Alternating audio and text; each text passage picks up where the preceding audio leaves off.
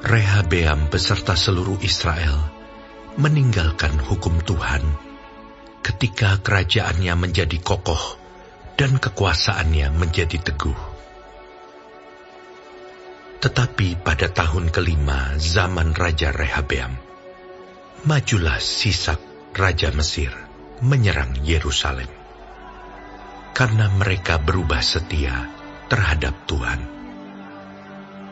Dengan 1.200 kereta dan 60.000 orang berkuda, sedang rakyat yang mengikutinya dari Mesir, yakni orang Libya, orang Suki, dan orang Ethiopia, tidak terhitung banyaknya. Ia merebut kota-kota benteng yang di Yehuda, bahkan mendekati Yerusalem. Nabi Semaya datang kepada Rehabeam dan pemimpin-pemimpin Yehuda yang berkumpul di Yerusalem, berhubung dengan ancaman Sisak, dan berkata kepada mereka, "Beginilah firman Tuhan, kamu telah meninggalkan aku. Oleh sebab itu, aku pun meninggalkan kamu juga dalam kuasa Sisak."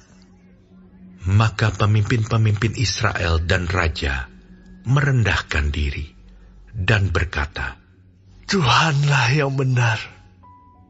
Ketika Tuhan melihat bahwa mereka merendahkan diri, datanglah firman Tuhan kepada Semaya, bunyinya, "Mereka telah merendahkan diri.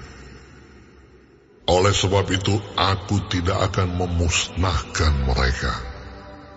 Aku segera akan meluputkan mereka, dan kehangatan murkaku tidak akan dicurahkan atas Yerusalem dengan perantaraan Sisak. Tetapi mereka akan menjadi hamba-hambanya, supaya mereka tahu membedakan antara mengabdi kepadaku dan mengabdi kepada kerajaan-kerajaan duniawi." Maka majulah Sisak Raja Mesir itu menyerang Yerusalem. Ia merampas barang-barang perbendaharaan rumah Tuhan dan barang-barang perbendaharaan rumah raja, semuanya dirampasnya. Ia merampas juga perisai-perisai emas yang dibuat Salomo.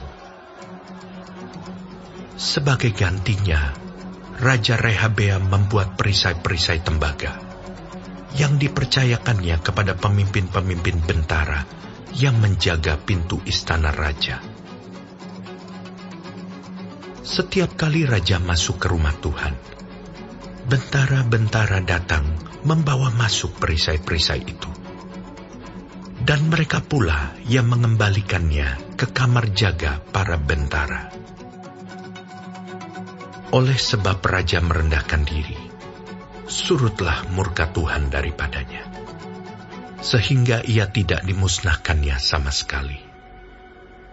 Lagi pula, masih terdapat hal-hal yang baik di Yehuda.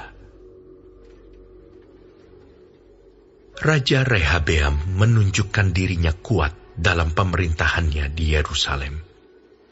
Rehabeam berumur 41 tahun pada waktu ia menjadi raja, dan 17 tahun lamanya ia memerintah di Yerusalem, kota yang dipilih Tuhan dari antara segala suku Israel untuk membuat namanya tinggal di sana.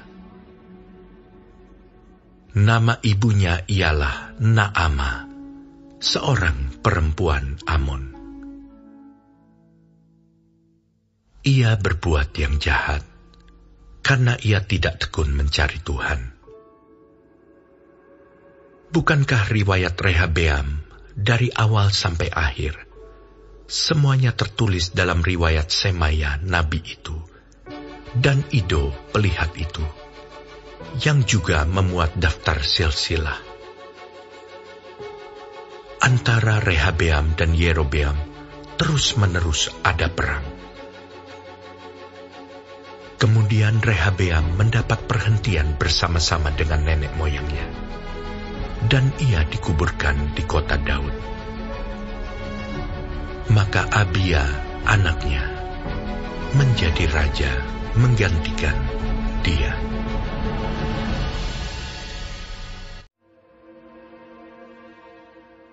dalam tahun ke-18 zaman Raja Yerobeam, menjadi rajalah Abia atas Yehuda. 3 tahun lamanya ia memerintah di Yerusalem. Nama ibunya ialah Mikaya, anak Uriel dari Gibea. Dan ada perang antara Abia dan Yerobeam.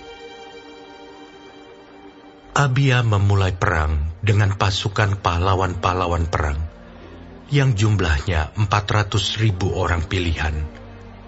Sedangkan Yerobeam mengatur barisan perangnya melawan dia dengan 800.000 orang pilihan, pahlawan-pahlawan yang gagah perkasa. Lalu Abia berdiri di atas gunung Semaraim, yang termasuk pegunungan Efraim, dan berkata, "Dengarlah kepadaku, Yerobeam dan seluruh Israel.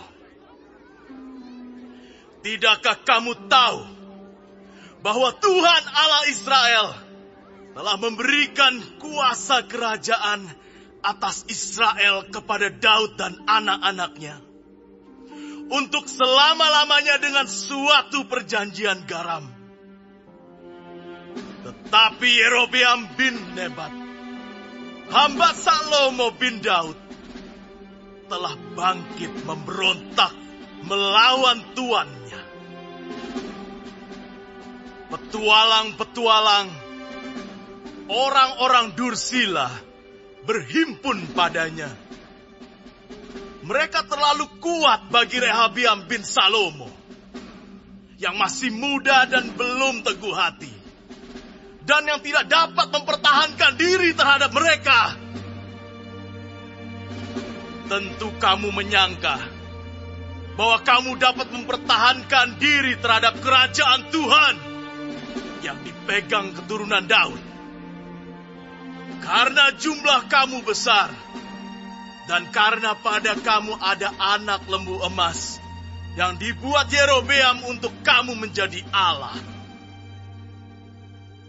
Bukankah kamu telah menyingkirkan imam-imam Tuhan, anak-anak Harun itu, dan orang-orang Lewi, lalu mengangkat imam-imam menurut kebiasaan bangsa-bangsa negeri-negeri lain? Sehingga setiap orang yang datang untuk ditabiskan dengan seekor lembu jantan muda dan 7 ekor domba jantan dijadikan imam untuk sesuatu yang bukan Allah. Tetapi kami ini, Tuhanlah Allah kami, dan kami tidak meninggalkannya. Dan anak-anak Harunlah yang melayani Tuhan sebagai imam, sedang orang Lewi menunaikan tugasnya, yakni setiap pagi dan setiap petang mereka membakar bagi Tuhan korban bakaran dan ukupan dari wangi-wangian, menyusun roti sajian di atas meja yang tahir, dan mengatur kandil emas dengan pelita-pelitanya untuk dinyalakan setiap petang. Karena kamilah yang memelihara kewajiban kami terhadap Tuhan, tetapi kamulah yang meninggalkannya.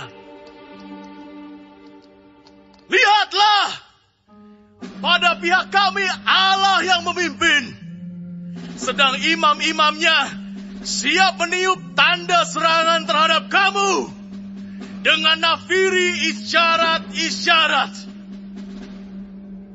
Hai orang Israel, jangan kamu berperang melawan Tuhan Allah nenek moyangmu, karena kamu tidak akan beruntung. Tetapi Yerobeam mengirim suatu pasukan penghadang yang harus membuat gerakan keliling supaya sampai di belakang mereka. Sehingga induk pasukannya berada di depan Yehuda, dan pasukan-pasukan penghadang di belakang mereka. Ketika Yehuda menoleh ke belakang, lihatlah, mereka harus menghadapi pertempuran dari depan dan dari belakang. Mereka berteriak kepada Tuhan, sedang para imam meniup nafiri, dan orang-orang Yehuda memekikkan pekik perang. Pada saat orang-orang Yehuda itu memekikkan pekik perang, Allah memukul kalah Yerobeam dan segenap orang Israel oleh Abia dan Yehuda. Orang Israel lari dari depan Yehuda, tetapi Allah menyerahkan mereka ke dalam tangan Yehuda. Abia dengan laskarnya mendatangkan kekalahan yang besar kepada mereka. Dari orang Israel mati terbunuh 500.000 orang pilihan. Demikianlah orang Israel ditundukkan pada waktu itu. Sedang orang Yehuda menjadi kokoh karena mereka mengandalkan diri kepada Tuhan, Allah nenek moyang mereka. Abia mengejar Yerobeam dan merebut daripadanya beberapa kota, yakni Betel dengan segala anak kotanya, Yesana dengan segala anak kotanya, dan Efron dengan segala anak kotanya. Tak pernah lagi Yerobeam mendapat kekuatan di zaman Abia. Tuhan memukul dia sehingga ia mati. Abia menunjukkan dirinya kuat. Ia mengambil 14 istri dan memperanakan 22 anak laki-laki dan 16 anak perempuan. Selebihnya dari riwayat Abia, langkah-langkahnya dan titah-titahnya tertulis dalam kitab sejarah Nabi Ido. Kemudian Abia mendapat perhentian bersama-sama dengan nenek moyangnya, dan ia dikuburkan di kota Daud. Maka Asa, anaknya, menjadi raja menggantikan dia. Pada zaman pemerintahannya, negeri itu aman selama 10 tahun. Asa melakukan apa yang baik dan yang benar di mata Tuhan Allahnya. Ia menjauhkan mezbah-mezbah asing dan bukit-bukit pengorbanan, memecahkan tugu-tugu berhala, dan menghancurkan tiang-tiang berhala. Ia memerintahkan orang Yehuda supaya mereka mencari Tuhan, Allah nenek moyang mereka, dan mematuhi hukum dan perintah. Ia menjauhkan bukit-bukit pengorbanan dan pedupaan-pedupaan dari segala kota di Yehuda.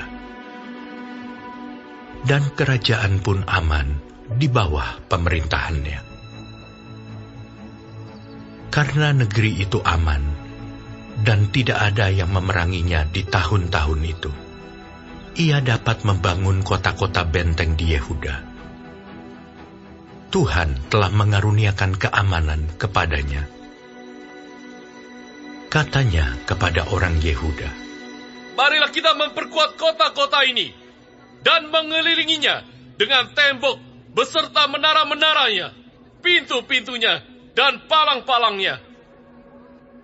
Negeri ini masih dalam tangan kita, karena kita mencari Tuhan Allah kita, dan Ia mencari kita, serta mengaruniakan keamanan kepada kita di segala penjuru."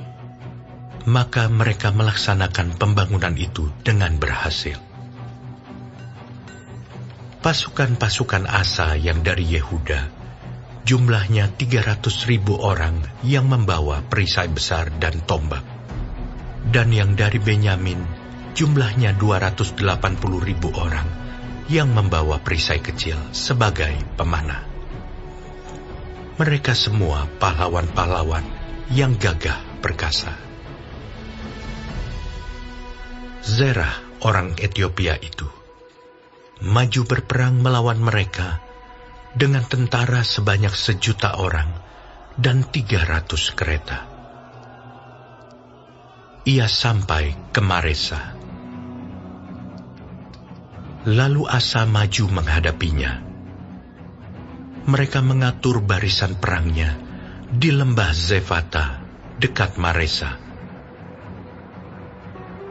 Kemudian Asa berseru kepada Tuhan Allahnya. Ya Tuhan, selain daripada Engkau, tidak ada yang dapat menolong yang lemah terhadap yang kuat. Tolonglah kami ya Tuhan, Allah kami. Karena kepadamu-lah kami bersandar, dan dengan nama-Mu kami maju melawan pasukan yang besar jumlahnya ini. Ya Tuhan, Engkau Allah kami. Jangan biarkan seorang manusia mempunyai kekuatan untuk melawan Engkau. Dan Tuhan memukul kalah orang-orang Etiopia itu di hadapan Asa dan Yehuda. Orang-orang Etiopia itu lari, lalu dikejar oleh Asa dan laskarnya sampai ke Gerar.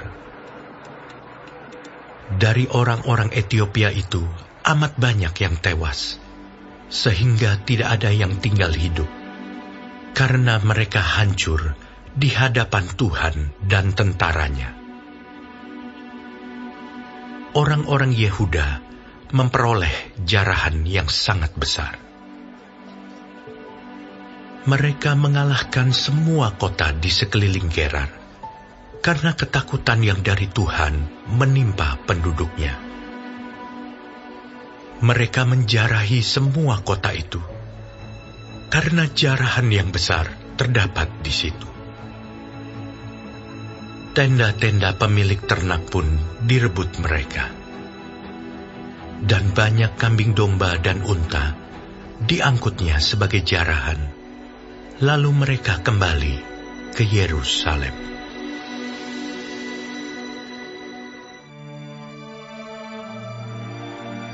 Azaria bin Oded dihinggapi Roh Allah. Ia pergi menemui Asa dan berkata kepadanya, Dengarlah kepadaku Asa, dan seluruh Yehuda dan Benyamin. Tuhan beserta dengan kamu, bila mana kamu beserta dengan Dia. Bila mana kamu mencarinya, Ia berkenan ditemui olehmu. Tetapi, bila mana kamu meninggalkannya, kamu akan ditinggalkannya. Lama sekali Israel tanpa Allah yang benar, tanpa ajaran daripada imam, dan tanpa hukum. Tetapi dalam kesesakan, mereka berbalik kepada Tuhan, Allah orang Israel. Mereka mencarinya, dan Ia berkenan ditemui oleh mereka. Pada zaman itu, tidak dapat orang pergi dan pulang dengan selamat, karena terdapat kekacauan yang besar di antara segenap penduduk daerah-daerah. Bangsa menghancurkan bangsa, kota menghancurkan kota, karena Allah mengacaukan mereka dengan berbagai-bagai kesesakan. Tetapi kamu ini, kuatkanlah hatimu, jangan lemah semangatmu, karena ada upah bagi usahamu. Ketika Asa mendengar perkataan nubuat yang diucapkan oleh Nabi Azaria bin Oded itu, ia menguatkan hatinya dan menyingkirkan dewa-dewa kejijikan dari seluruh tanah Yehuda dan Benyamin, dan dari kota-kota yang direbutnya di pegunungan Efraim. Ia membaharui mezbah Tuhan yang ada di depan balai bait suci Tuhan. Ia mengumpulkan seluruh Yehuda dan Benyamin, dan orang-orang Efraim, Manasye, dan Simeon, yang tinggal di antara mereka sebagai orang asing. Sebab dari Israel banyak yang menyeberang memihak kepadanya ketika mereka melihat bahwa Tuhan Allahnya beserta dengan dia. Mereka berkumpul di Yerusalem pada bulan ketiga tahun ke-15 dari pemerintahan Asa.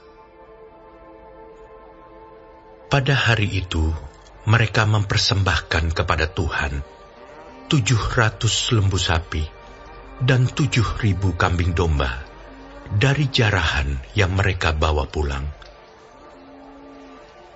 Mereka mengadakan perjanjian untuk mencari Tuhan Allah nenek moyang mereka dengan segenap hati dan jiwa. Setiap orang, baik anak-anak atau orang dewasa, baik laki-laki atau perempuan, yang tidak mencari Tuhan Allah Israel harus dihukum mati. Mereka bersumpah setia kepada Tuhan dengan suara yang nyaring, dengan sorak-sorai, dan dengan tiupan nafiri dan sangkakala. Seluruh Yehuda bersukaria atas sumpah itu, karena dengan segenap hati mereka bersumpah setia, dan dengan kehendak yang bulat mereka mencari Tuhan. Tuhan berkenan ditemui oleh mereka, dan mengaruniakan keamanan kepada mereka di segala penjuru. Bahkan Raja Asa memecat Maakah neneknya dari pangkat ibu suri, karena neneknya itu membuat patung Asyera yang keji. Asa merobohkan patung yang keji itu, menumbuknya sampai halus, dan membakarnya di lembah Kidron. Sekalipun bukit-bukit pengorbanan tidak dijauhkan dari Israel, namun hati Asa tulus ikhlas sepanjang umurnya. Ia membawa persembahan-persembahan kudus ayahnya dan persembahan-persembahan kudusnya sendiri ke rumah Allah, yakni emas dan perak, serta barang-barang lain. Tidak ada perang sampai pada tahun ke-35 pemerintahan Asa.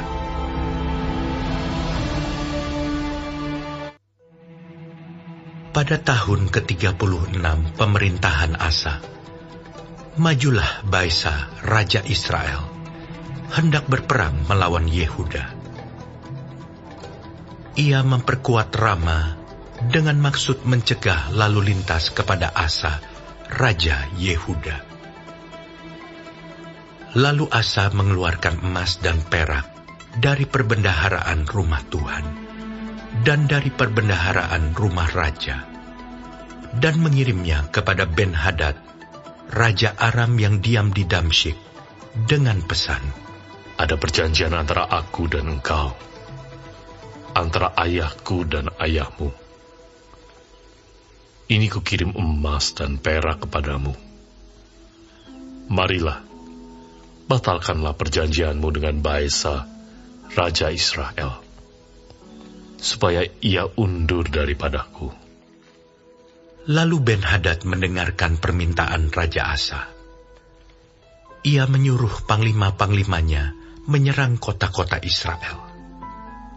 Dan mereka memukul kalah Iyon, dan Abel Maim, dan segala tempat perbekalan kota-kota di Naftali. Segera sesudah Baesa mendengar hal itu, ia berhenti memperkuat Rama. Ia menghentikan usahanya itu. Tetapi Raja Asa mengerahkan segenap orang Yehuda yang harus mengangkat batu dan kayu yang dipergunakan Baesa untuk memperkuat Rama itu. Ia mempergunakannya untuk memperkuat Geba dan Mispa. Pada waktu itu datanglah Hanani, pelihat itu, kepada Asa, Raja Yehuda. Katanya kepadanya, "Karena engkau bersandar kepada Raja Aram, dan tidak bersandar kepada Tuhan Allahmu. Oleh karena itu, terluputlah tentara Raja Aram dari tanganmu. Bukankah tentara orang Ethiopia dan Libya besar jumlahnya? Kereta dan orang berkudanya sangat banyak. Namun Tuhan telah menyerahkan mereka ke dalam tanganmu, karena engkau bersandar kepadanya. Karena mata Tuhan menjelajah seluruh bumi, untuk melimpahkan kekuatannya kepada mereka yang bersungguh hati terhadap Dia. Dalam hal ini, engkau telah berlaku bodoh. Oleh sebab itu, mulai sekarang ini, engkau akan mengalami peperangan. Maka sakit hatilah Asa karena perkataan pelihat itu, sehingga ia memasukkannya ke dalam penjara, sebab memang ia sangat marah terhadap dia karena perkara itu. Pada waktu itu Asa menganiaya juga beberapa orang dari rakyat. Sesungguhnya riwayat Asa dari awal sampai akhir tertulis dalam kitab Raja-Raja Yehuda dan Israel. Pada tahun ke-39 pemerintahannya, Asa menderita sakit pada kakinya, yang kemudian menjadi semakin parah. Namun dalam kesakitannya itu, ia tidak mencari pertolongan Tuhan, tetapi pertolongan tabib-tabib. Kemudian Asa mendapat perhentian bersama-sama nenek moyangnya. Ia mati pada tahun ke-41 pemerintahannya, dan dikuburkan di kuburan yang telah digali baginya di kota Daud.